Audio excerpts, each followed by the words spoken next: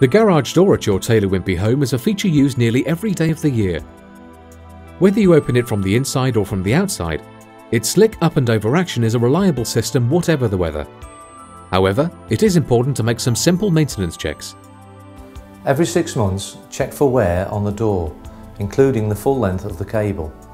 Tighten screws, nuts and bolts as required. All springs latches, wheel spindles, pivot points should be lubricated using a light oil. Lock cylinders, found here, should only be lubricated with graphite dust. The track runners found each side of the door should be kept clean and free of obstacles. On no account should you use grease.